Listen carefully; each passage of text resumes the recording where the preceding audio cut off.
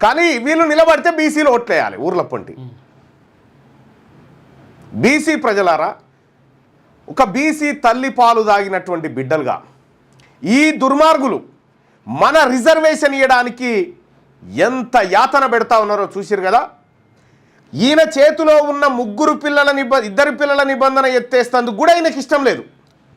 ఇద్దరు పిల్లల నిబంధన ఎత్తేస్తే చాలామంది బీసీలు ఎన్నికల్లో పార్టిసిపేట్ చేయొచ్చు, అంటే వాళ్ళని ఎన్నికలకు దూరం చేయాలనేటువంటి కుట్రతోటే రేవంత్ రెడ్డి ఇలా ఇద్దరు పిల్లల నిబంధన కొనసాగిస్తూ ఉన్నాడు. ఎందుకు తెచ్చిరు అది? ఇద్దరు పిల్లల నిబంధన ఎందుకు తెచ్చిరు?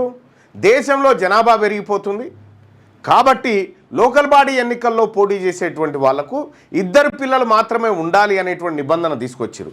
ఆల్రెడీ దక్షిణ భారతదేశంలో జనాభా తగ్గిపోతుందని చెప్పి ఇదే రేవంత్ రెడ్డి గారు పోయి తమిళనాడు కాడ లొలిపెట్టొస్తాడు. దక్షిణ భారతదేశంలో జనాభా పెరగాలంటాడు. జనాభా పెరగాలనుకుంటే ఈ ఇద్దరు పిల్లల నిబంధన ఎత్తేయాలి కదా, ఎందుకు ఎత్తేస్తలేడు? ఒకవేళ ఇద్దరు పిల్లల నిబంధన ఎత్తేస్తే బీసీ, ఎస్సీ, ఎస్టీ, మైనారిటీలు ఎక్కువ మంది ఎన్నికల్లో పోటీ చేసే ఛాన్స్ వస్తుంది అన్నట్టు. ఆ ఛాన్స్ రాకుండా వాళ్ళ నోట్లో మట్టి కొట్టడానికి ఇద్దరు పిల్లల నిబంధన అట్లే కొనసాగించి ఇక ఈయన నోటిఫికేషన్ అది ఆకాశరామన్ ఉత్తరం ఉంటుందో పీక్తుందో ఎవరికి తెలియదు. అది